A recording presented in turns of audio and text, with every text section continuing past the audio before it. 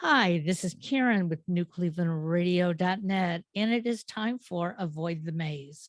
Now, if you're a new listener, hey, we are so glad you're here because this show is about real life. How many of you get up in the morning and you really know what you're going to do that day? You put your left foot out on the floor, then your right foot, and you stand up and you have a routine. And you know today is going to be a great day because you have it all planned, except maybe something just doesn't go as planned. Um, Maybe while you're taking your shower, instead of the water being hot, it's ice cold. Uh-oh, then what do you do? Or you go down and make yourself a cup of coffee and there's no electricity today. Anything can happen. And you know what? Most of the things that happen around us have nothing to do with us. We did not create those glitches. And so Avoid the Maze is about us sharing our stories, how we got from A to B, and we're not at Z yet because we are still 6 feet above ground. So today I have Helena Smolock, and I um, met Helena online. There's a group called PODMATCH.com.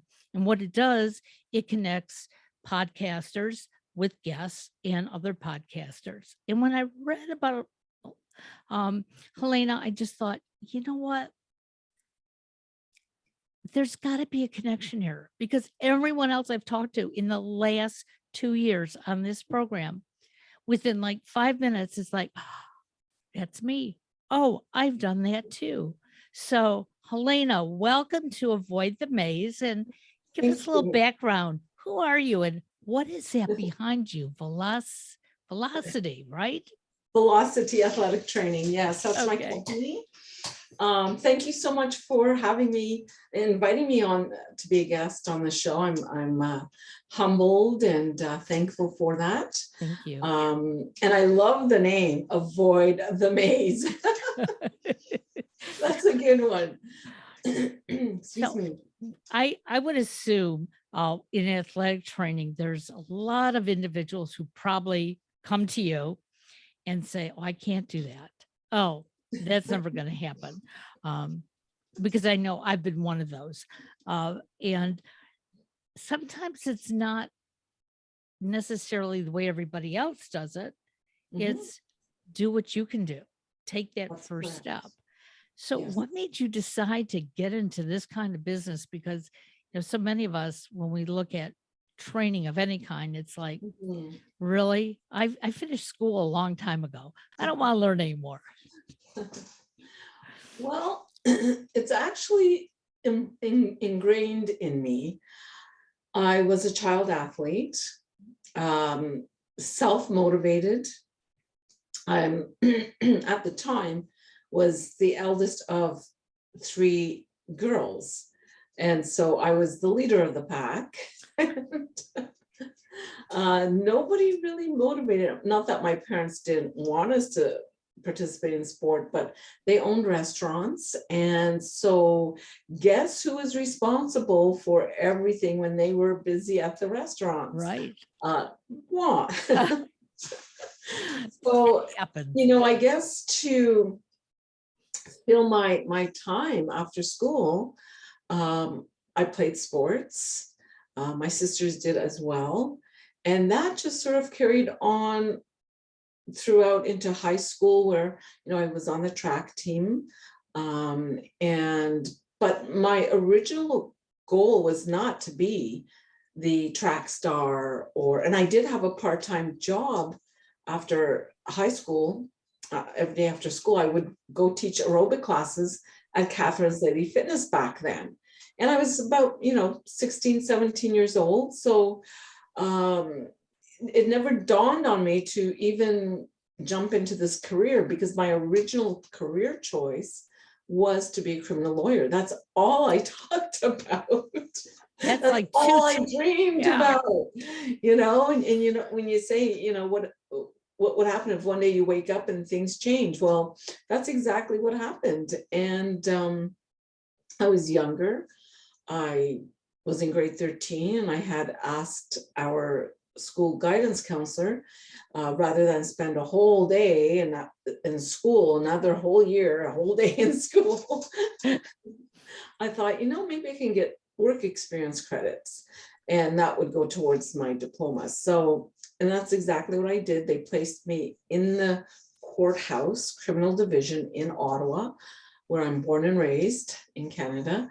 And I spent a good 6 months navigating through our system and learning so much about each role within our system, meaning what the judges did, and sitting in on court cases. And that was the draw. That was the one day that gave me my answer. When I Really? sat in on a murder case, it just, I mean, I was 17 and a half, going on 18, and it was like, they bring out all the evidence.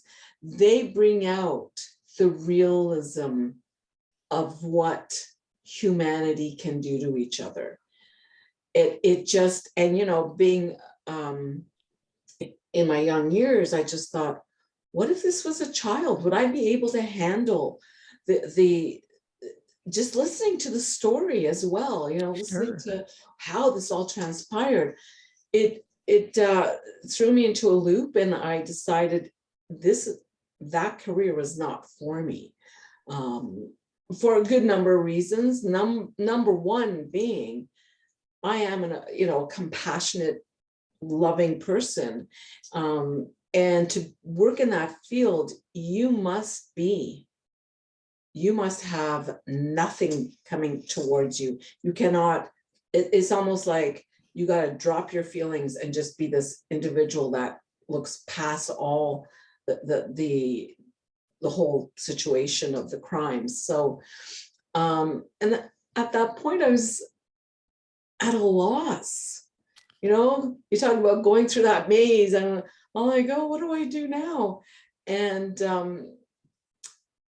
I feel I'm very lucky, because my career was staring me in the face already. Yes, absolutely. And talk about being well guided, and I'm so grateful, because this industry is one of the most rewarding industries on many levels. It still has its catch-up phase. I think more so here in the US right now, because this is where I'm at, in Blaine, Washington. I moved here in 2019, and I'm with my husband and our dog. Yeah. And so our kids are growing up and everything, but I'm in a different market. I'm not in the Canadian market no more. So that's the market I'm familiar with. And I've come here, and I'm like, wow, the maze. And there are so many similarities in our industries on both sides of the border, but there's also situations or policies or procedures that I feel, as a fitness professional, as a professional businesswoman, that need to be addressed to protect the American consumer from these individuals that claim, oh, I've become a bodybuilder, now I can surf, I can teach you. Well, you don't understand kinesiology and physiology.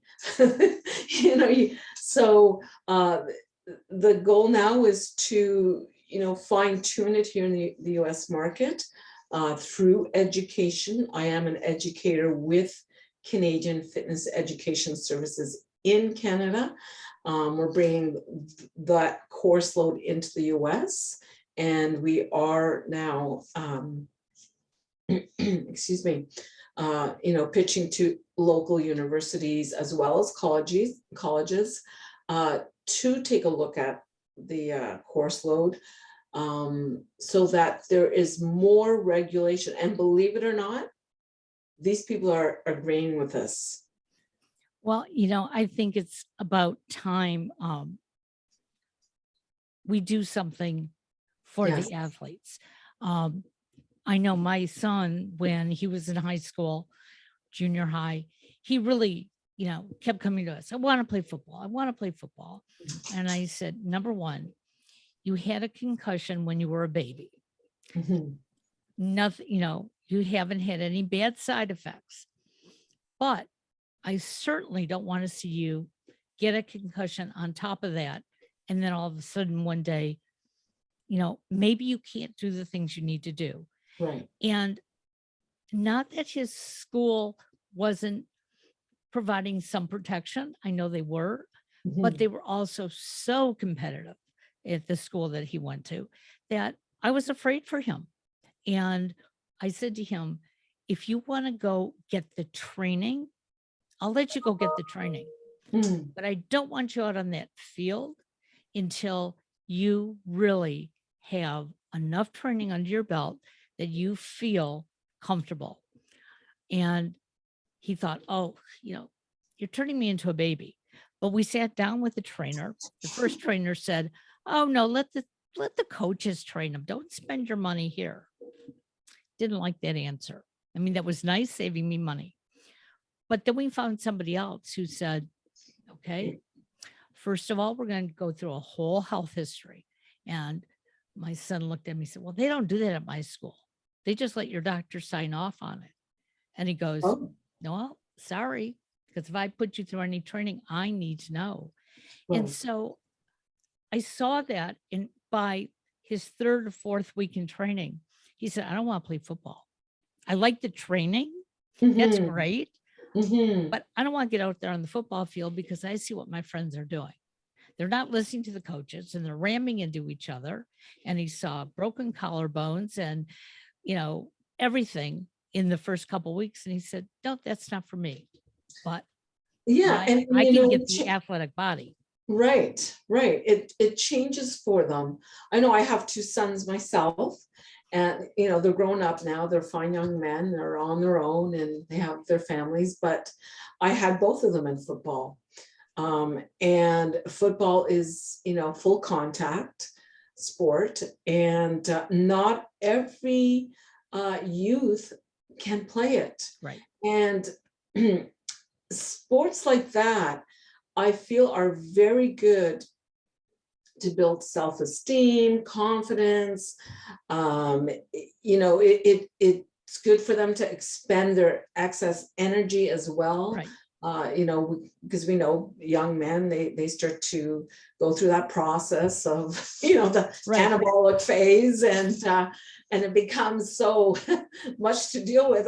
We as parents have to say to them, okay, you're going into the sport just so that you get rid of that excess energy. Right. And football is great for that. I had both of them in it. I was also the CPR first aid for the players. Unfortunately, some parents really, really believe that they're doing the right thing by putting them in the game and then pushing them to the point where the youth says to themselves, I hate this game. I don't want to play this game, right? And it depends on how old they are as well. My sons were about, the older one was, I think, 15 when I had him in football, and the second one maybe at 12. The 12-year-old, I thought, when he was 12 at the time, I thought it was, build his self-confidence up, just give him some little bit of a gut to say no to his peers, right? And so those sports are great for that. When we talk about training youth, it's important to understand, and I see this all the time as a trainer, that parents fail to understand that their bodies are still growing. Right. And, when I'm here in the US now, and I am at times surprised at the supplementation that the coaches recommend. And I think their bodies are still growing. You got to be careful. It's a fine line when it comes to supplementation. So with Velocity Athletic Training, I created this company in Canada. It's registered there. It's also registered here in the United States. It's going, everything that you see behind me is going through trademark process. Okay. So, I have trained people from all walks of life. I had a couple of youth athletes, both were soccer players, females. And, that's, again, you're walking a fine line when you train youth athletes. And that is to ensure, number one, their safety. Right. I'm also certified through USA Safe Sport, the Center for Safe Sport. So what that's all about is to ensure that there's no hazing, no bullying, no sexual misconduct. When I reflect on growing up and playing youth sports, you know what? You're on a girls' team. You're gonna have cat fights. This is the train of thought back then. Right. Oh, there's a cat fight happening and everybody's watching. Somebody, it happened to me. Excuse me, where, excuse me, I was getting ready to score. I was playing floor hockey, and the girl on the opposing team came up right behind me, shoved me into the gym wall. Oh, wow. And there I go flying. I hit my knee on the base of the gym wall, and then I couldn't even walk. And so, of course, the cat fight broke out. And the next day, hey, coach sits with us. Okay, girls, you need to apologize to each other, and and no more name calling and this and that. But now it's actually regulated, because when we start to name call each other, right, it's a form of abuse. Yes, it is. Yep. And I truly believe that today's youth is more aggressive than when I played sports. Well, and I think part of that is, I mean, our whole society is more aggressive than it ever was. Yes. I relate this back to when I left corporate America, and I was sitting with a couple of women, and they were asking me, "What are you going to do now?" And I said, "I'm going to do what I always wanted to do. I'm going to start broadcasting." And they sat there like laughing out loud, like, "Really? Where are you going to get a job? Do you think ABC is going to hire you?" And I said, "No, they're not going to hire me. And I'm not even trying to get hired there." And when I told them what I wanted to do, it was like, sure. But they sat there that whole time telling me that I was stupid. Oh my every goodness. name in the book. And it was like, ladies, come on, we're grown up. That's right. I'm going to do it. And I went home and I mentioned it to my husband and my son was actually doing an internship for an internet radio station. And I knew the guys who were running it. So I called them up and I said, "Do you have room for another show?" And they said, "Why?" And I told them. And they weren't going to pay me for it, but that was okay. I was going to get my feet wet. And that's exactly what I did. And I realized that we haven't grown up. We're still back in high school having those cat fights. Yeah. And I never called any one of them after that date. None of them called me. Good for and you. I didn't call them. And it was like, I don't know if I'm going to succeed or fail. And I don't even know what success looks like in this business. But I'm going to do it. And after my first show, they looked at me and they said, "How often do you want to do this?" And I said, "Good for you." "Once a week." And they said, "Okay." And they gave me a time slot, which was a horrible time slot, because they would record me live. Right. Okay. And I could tell everybody in the world I was on at 2:00 in the afternoon, but all my friends were working and so was my family. So, but I took that and I said, okay, I can do it. And Yes. from that point forward, I realized I don't know if I've bullied anybody, but I don't like to be bullied. So therefore I'm No, going to make a no. big effort not to do that. Mhm, And yet you just even walk into the grocery store today and people are cutting in front of you and mhm. complaining that you took the last roll of toilet paper and they were right there. It's like, we need to take a deep breath. Okay. It is getting quite aggressive out there. I think more so than ever before. We also have a new way of bullying, and this is one of the um, things that I have learned through US Safe Sport is that the concept of online bullying is actually growing, like it's becoming so common that, it can really affect an individual. It can really affect a business as well. I know there's this new concept now they call it piling. So, it's just like a bully that has their groupies, right? Okay. And they pick on the individual. This is done online, and it's quite um it's almost to the point where it's hard to really identify it if you're not aware of it. And I think a lot of people are not aware that they are being bullied online. It's happened to me on a social media platform where, there was someone that has copied my work. And Wow. yeah, and then all of a sudden, it's not just the one group. It's like they have these zoomy, I don't really want to go into much detail, but it's just, I'm aware of what's happening because I am educated. I'm certified to know that it is happening. And so what are my remedies? Well, there are remedies available to people that are being victimized. And it's important to take those steps. Absolutely. It's no longer this just in-person bullying. And this is what these young kids do. Unfortunately, they'll get on Facebook, and if you read some of the comments, you just go, oh my goodness. Exactly. What you write is what you're saying. Yeah.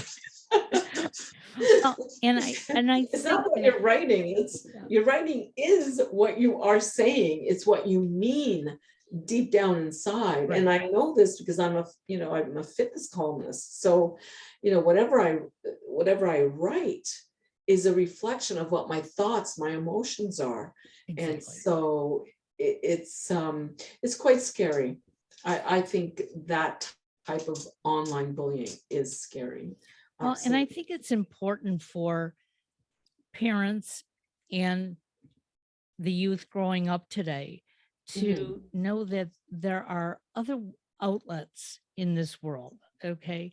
And like I Yes. said, when, my husband and I made the choice that football really wasn't for our son, and we Mm. took him down a path where he could shake his head and go, yeah, you're right. That's Yeah. not for me.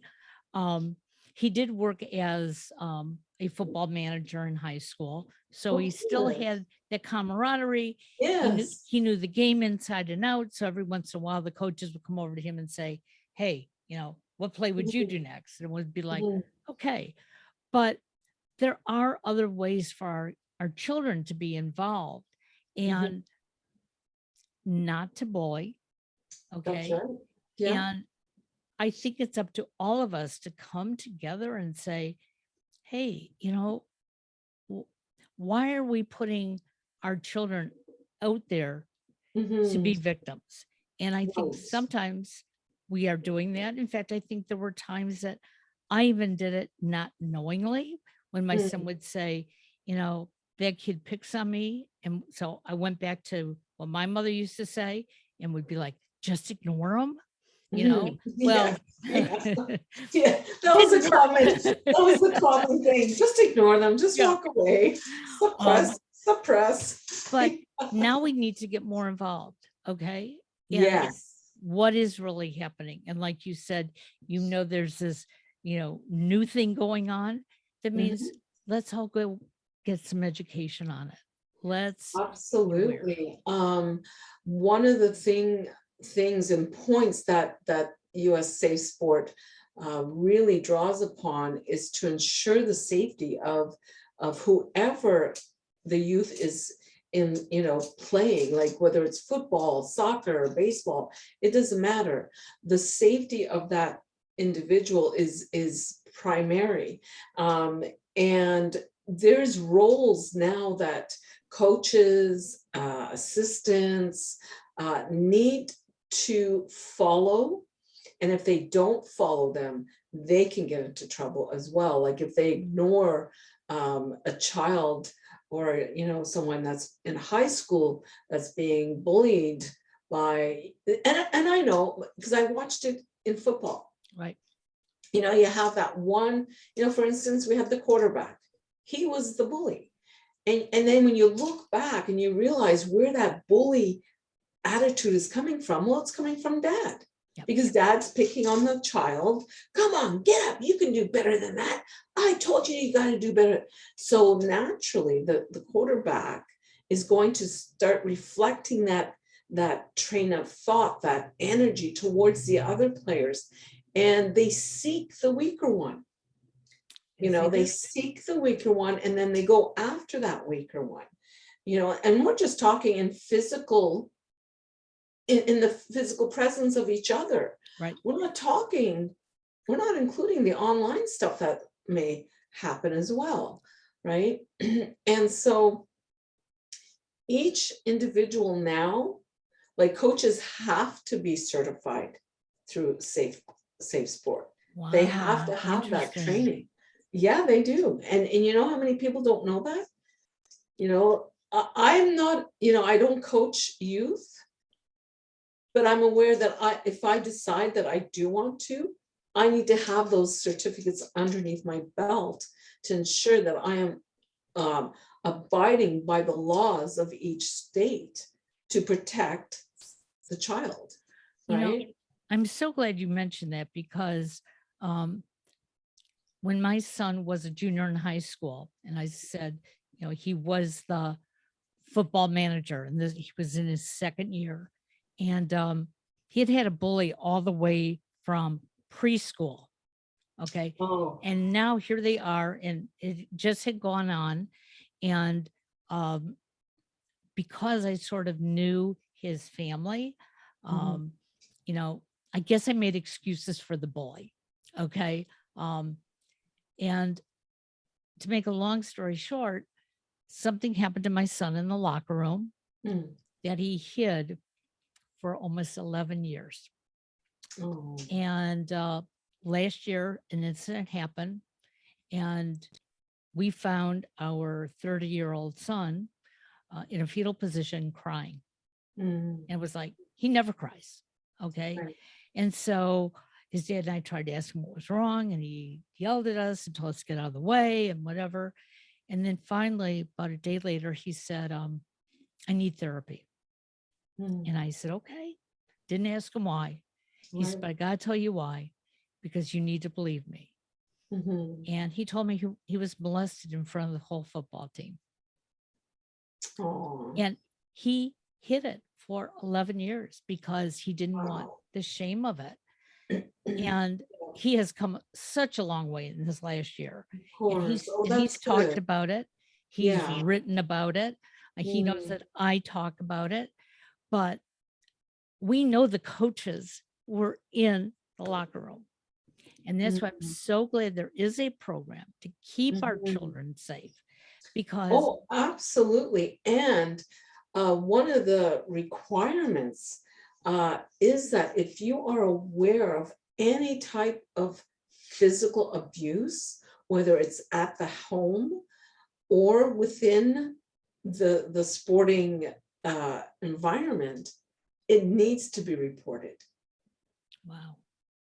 And Interesting. there's another organization that's plugged into that as well. And they're a group of social workers, actually, that you connect with, and because there's a procedure that needs to happen if it does, if it is happening, there are procedures that must be taken to ensure the safety of the child, and then have it reported and make sure that, the child still feels that safety within that group. And we're dealing now in a new way. I said Yes, to we my are. the other day, I said, I can't even explain what's going on anymore, because it's just like, my goodness, can't we just be happy and have fun now? Like, Well, and the but words you would have used maybe a year or two ago to explain the situation, you no longer can use those words. So it is hard to explain yeah, what's happening. it's not just that, it's the shifting. Now, if you say to a child, the kids that have been out of school, right? They were taken out of school. I mean, Right. let's think of it. My actually a good friend of mine and I said this to each other. I grew up in Ottawa. I said to her, can you imagine us back in the day being told to put on a mask and keep your distance? And she says, oh my gosh, there's no way we would have done that. Right. So imagine what youth is going through right now. Absolutely. And it's not just this emotional thing, it's a mental issues that are going on, Right. because of the amount of exposure to these games that promote violence. Right. And I, pardon me, the reason why I say that is because my older son, he would come and visit me in British Columbia in the summertime. Well, one summer he brought I don't know what it was called, Game Boy or Okay. Yeah. whatever it was. I don't know, but I know that my younger one, he wasn't allowed to have that. So anyway, he was sitting in our bedroom and he was playing the game, and I had no idea that he was actually doing that until I walked in, and all I hear are these, and it was against women. You, pardon my expression, F and bitch, you this, and it was all geared towards derogatory remarks against women. And so when I walked into the room, I stopped dead in my tracks, and I said to him, I said, what is that? He goes, oh mom, it's just a game. I said, it's not just a game.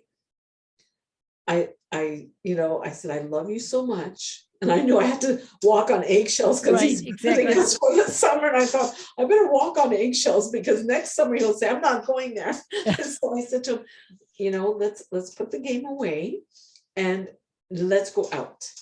And when he cooperated, which was great.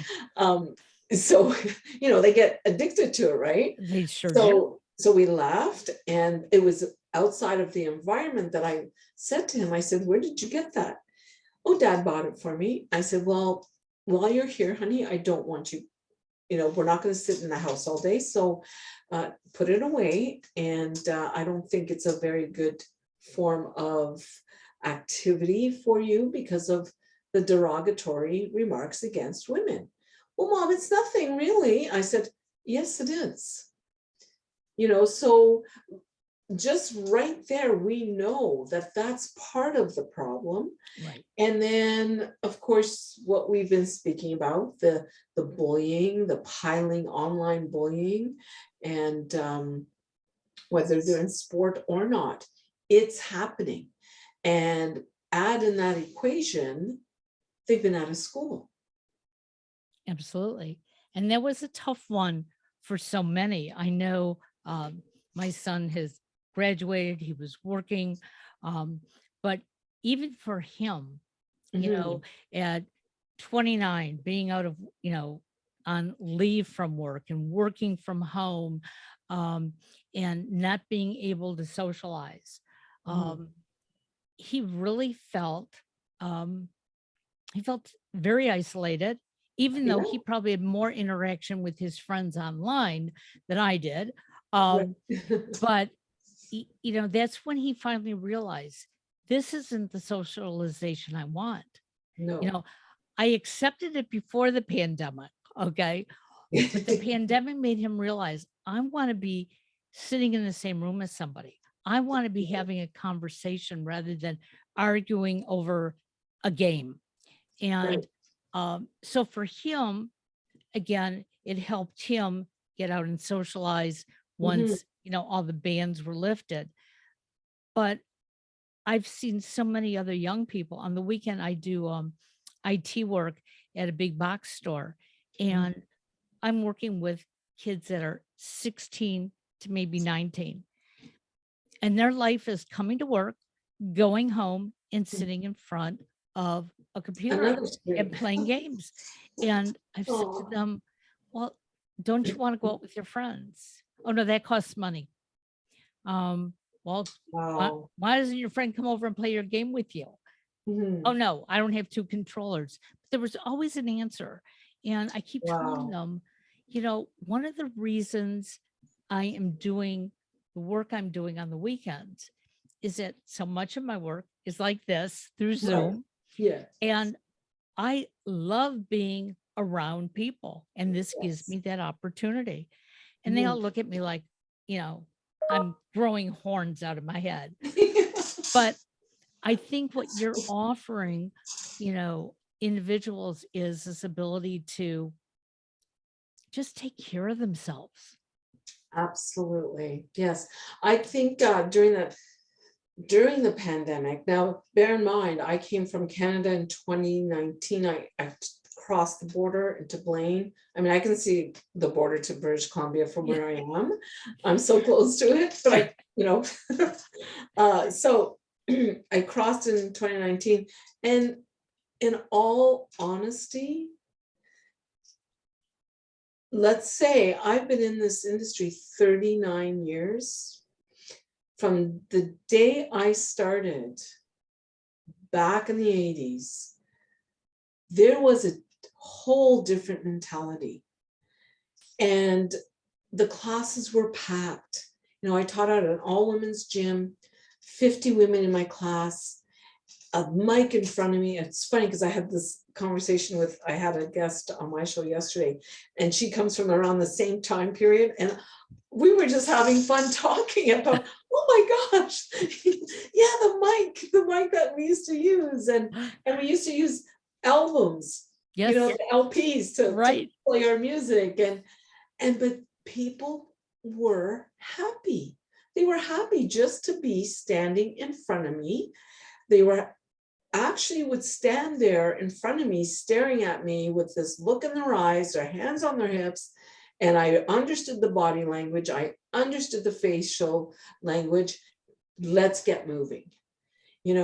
So from that time period, as we progressed throughout the years, the industry has taken on a lot of progression, with implementation of spin classes, step classes, outdoor boot camps, all sorts of changes. As those changes have come in, something else started to decline, and that is the train of thought has changed. The food chain has changed. Now, back in the day, do you think we worried about what we ate? No, we just worked out and we ate everything. We weren't worried about, oh, is there genetically modified ingredient there? Is there fillers in that? Or, what chemicals or what's on that label that we don't understand? Right. We didn't think about those things. We just exercised, and I was in the best shape. And so were my other participants. But now you have this whole new direction that I'm not surprised we're here, because I said it in 2018. I told my mother, get ready. There's a virus coming, and you're going to need to stock up on food and water. And my whole family thought I was crazy, and they started laughing at me. I said, oh, you don't think that this is coming? It's coming. And how did I know that? Well, we have a naturopathic doctor in Canada who is from Alberta. And in 2014, now this is where the change, I mean, the changes have been happening, but Sure. this was the ultimate one where, you know, the RCMP and Health Canada are invading this man's practice. They're going through all his files for 12 hours. And he asked, why are you here? Why are you doing this? And then he got threatened. Well, if you ask us one more time, we're just going to arrest you. Now, in terms of health is above and beyond on the worldwide scale. When you say Canada, you think, wow, Canadians are healthy. They're lucky. They have a great medical system. They're lucky. They, you know, they have more organic and all that stuff. But guess what? That shift from that time, 2014 onwards, has only created a decline, as we can see. And so when I had him on my show, I actually got so choked up because I read, and remember I said earlier, I was going to be a criminal lawyer. So I know that Charter of Rights and Freedoms. So I knew what to look for, which clause to read on my show before I introduced him. And as I read that clause, I started to get choked up because I realized that our freedoms are slow. It's like taking a little peanut from a squirrel. Oh, we're taking this one today. Oh, we're going to take that one today. So, and as this is happening, people are, you know, I'm making people aware. I'm saying, you know, be prepared, get ready. Start stocking up on food, start stocking up on water. If anything, stock up on a lot of water. We can survive 3 days without food, but we cannot survive 3 days without water. So make sure you're stocked up. And look where we're at today. Food costs are rising. Gas prices are going up. People are hungry. I don't know, you know, where you're at in Cleveland, but I know here in Washington State, shelves are empty. You know, my goodness, I couldn't find organic onions. You know, it's Excuse today, my husband and I went grocery shopping together. That's not very usual for the two of us because our schedules are so crazy. And we're walking through the store and I don't even know what shelf I was looking at. And I turned to him and I said, it's empty. And he goes, yeah. He said, what have I been telling you? He said, the beginning of the pandemic, I was recuperating from knee surgery. So he did all the shopping. When he went out to shop, he bought one that we needed today and one that we probably need tomorrow or the next week. So he was buying two of everything. And then every week when he went shopping, he made sure that that whatever he was buying was going to be the extra in the house, especially with toilet paper and water. But today, you know, I'm looking at it going, like, why is this empty? And he goes, you know the answer to that. And I said, I know, but who would have thought 10, 20 years ago, we would be in this situation today? Exactly. When people ask me, I say, you know, I'm a fitness professional. I've been in this industry 39 years. This is my livelihood. This is my passion. This is what I love to do. Never, ever in my journey did I think that we, maybe in the futures, but not in this time frame that I'm in and you're in. This is scary. And people, yes, we need to remain positive. Absolutely. You need to, and I have since 2019, you know, on my YouTube channel, I put it out there, especially when the pandemic hit, I started to put out videos, you know, keep moving your body, move your body, you know, your whole life is shifting.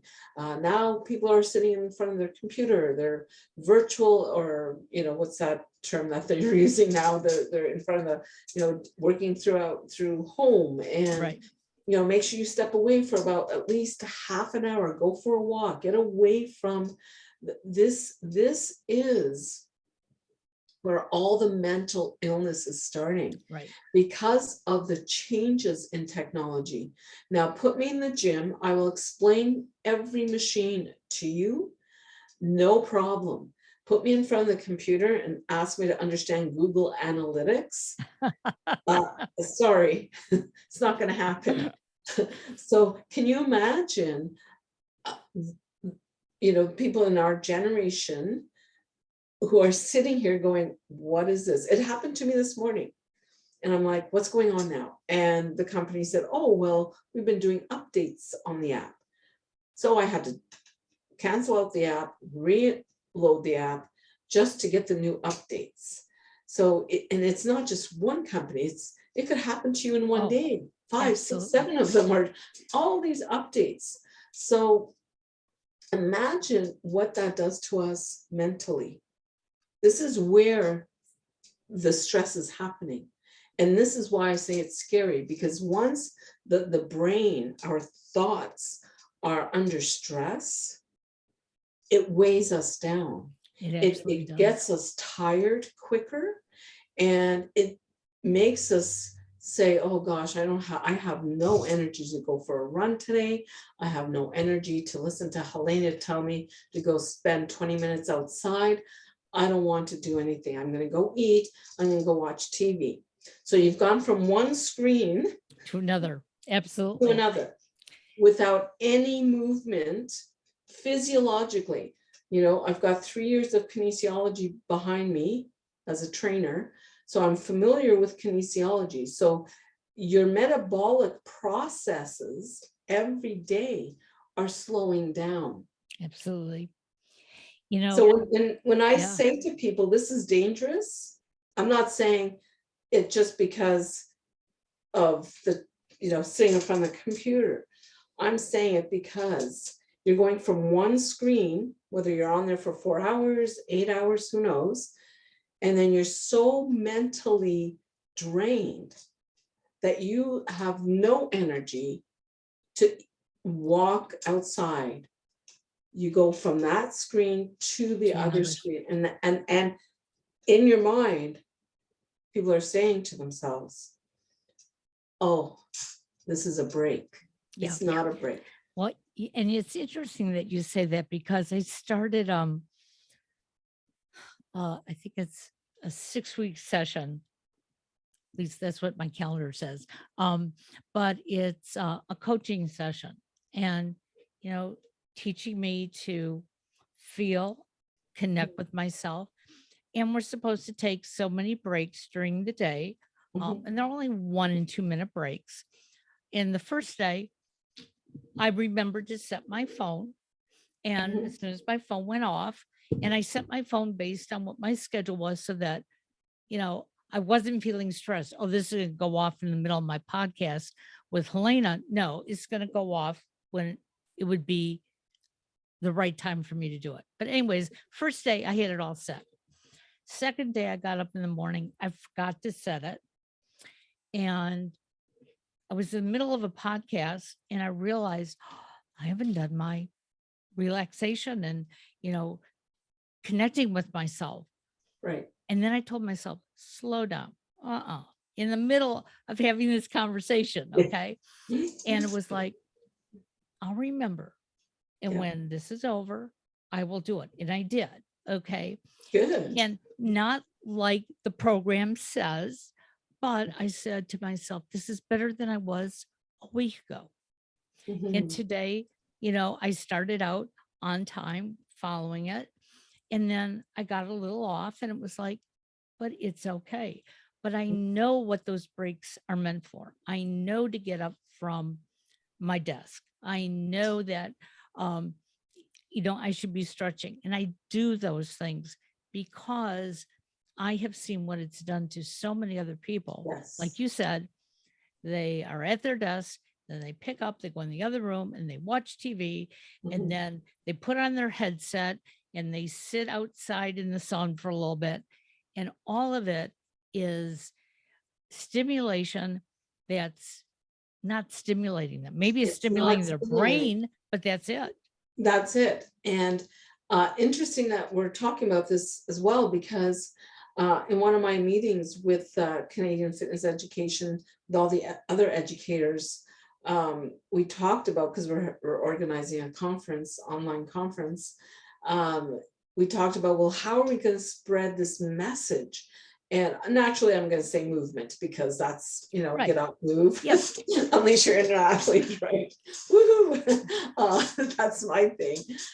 But then one of the other educators brought it, you know, shed light on the mental stress that people are going through. So we're going to, you know, gear around that issue and what we're talking about right now. So as adults, we are experiencing that. What about today's youth? You know, Yep. I have a lot of friends in BC. My son's still in British Columbia. He's just across the border. And, you know, they're hearing a lot now that too many youth are committing suicide. Yep. That's Well, disheartening. yes. So there's that thing, that issue arising. It's no longer about being physically active. Right. Now it's about what's happening with us mentally. Absolutely. So what I say, my recommendations, number one, using the FIT principle. So frequency, intensity, time, type, right? Schedule your day around that. So your frequency, you know, how many times are you going to work out? 20 minutes a day, 3 times a week? What intensity are you going to work at? Are you just going to go for a brisk walk? Great, it's movement. It's getting that metabolic processes working. Right. Right? It helps you on every level, mentally, emotionally, physiologically, right? So if you're gonna do the brisk walk, include some intensity, walk up a hill, climb some stairs. Type, well, as I explained, walking, you know, now we can get home gyms set up Yeah. if you can afford it. You know, I've got my bike in here, so I do my spin. I have my step. I pretend I'm still teaching a step class. Class. It's like memories. And then your time, 20 minutes. Back in the day, that's all we did was a 20-minute workout. And in that 20 minutes, 50 women and myself, I was leading them to sweat. And sweat has numerous benefits. And this is why I say, again, this is scary, because as we sit all day in front of the computer, and then we navigate over to the television, we're not sweating. Absolutely. You are so right. Yep. And, you know, I can get into more physiology, but we can talk about that for another 2 hours. Right. Exactly. But the most important thing is to implement FIT, FITT, frequency, intensity, time, and type. Very simple. And it's important, whether you're a youth or an adult, to start journaling. The more we release through pen to paper what we're feeling right now, it makes a world of a difference. If you're not the type to sit down and write, to journal, it's important to talk to someone. Absolutely. Whether it's a best friend, whether it's, you know, if you feel you want therapy or someone just to connect with, find that person that will listen to you. We are not alone. Never feel like you're alone. This is one important factor, especially now, because we've been told to, you know, for what, 2 years, Right. stay apart, cover your mouths, you know. Yep. Sorry, I don't mean to be comical about it. I don't want to disrespect what, what our Sure. countries are doing. So, just remain positive, find something to, I know my dearest friend in British Columbia, I get on the phone with her and I say something really, out there, and we just start to laugh like crazy. I said, doesn't it feel good to laugh? Well, and before we end this, I just want you to know that when I left corporate America, I went into a very deep depression.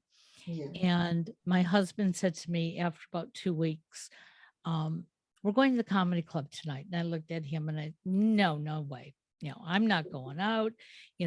I want to wallow in my depression. And he goes, I don't care if you put on makeup, change your Oh, clothes, we're going. And he's not a that's real good. big guy. So it's not like he was going to be able to pick me up and put me in the car. And I went begrudgingly the first night. Yeah. And sitting there before the performance, I said to him, I don't want to be here. Why Oh, did you bring me? It's too noisy. oh, I'm not a drinker. And he goes, just sit here. yeah, Well, the first comic came on and yeah, I sort of snickered a little bit. yeah. The next comic came on, I was smiling. By the Oh, third guy, oh my God, I was almost rolling on the floor. But then I walked to the car and I said, okay, you're not bringing me here again. But the following week, he did the same thing. And he oh, did good this for him. for 3 months in a row. Yeah. And finally, I said to him, thank you. He goes, Yeah. you needed it. He said, Yes. there was nothing I could say to make you smile and laugh. Oh. He said, but you needed to do it. And he said, and have you noticed it every week? You've been happier and happier. And all of a sudden I looked at him and I said, I sure am. Yeah. And so Good. that's when I looked at the world differently, starting to do what Absolutely. I wanted to do. Yeah. And you know what? You're an inspiration because you took that initiative. You said, you know what? Enough. I'm going out on my own, despite the negativity Right, and the little cat exactly. fights and all that and the bullying. You said, bye-bye. That may have been the culprit to leading you to feeling, low, Oh, but right. you know what? You've come out of it and look what you're doing. You're Well, fantastic at it. And well, I'm very thankful that you invited me. well, The it's show was a been, lot of fun. And, we spoke about very important points, not just about adults, right. but again, about today's youth. And I think, hopefully, actually, no, not hopefully, it's going to help a lot of people out there. Oh, I'm sure it So, will. to all the listeners out there, remember that FIT principle. FITT, frequency, intensity, time, type. Write it down, make up, your schedule. Do not fall prey to feeling low. Start little by little, or better yet, get a buddy, your best Absolutely. friend. Sounds Motivate wonderful. each other, get a group of people together. Find a trainer out there that will motivate you as well. There's a lot of talented trainers out there. So, and make sure they've got the educational background, kinesiology or exercise science. You're going to be better guided that way. And, it's, hey, life Hey, is good. and if Life we can is and if good. we can smile like Helena, hey, it's going to be a great Life day. is good. That's Absolutely. what you got to say every day. Well, I'm going Life, to put all your information in the show notes. So for those thank of you you. listening, if you said, how do I reach her? Believe me, you'll know once you read the show notes. Well, if you want, I can share my website. Okay. It's www.velocityathletictraining.com. That's my baby now. My babies are growing up and now I have a baby behind me. Hey, it's always great to have a baby. They make us smile and laugh. Well, That's thank right. you again. Have a Thank great you. day and stay You too. well. Thank you. Bye-bye. Bye.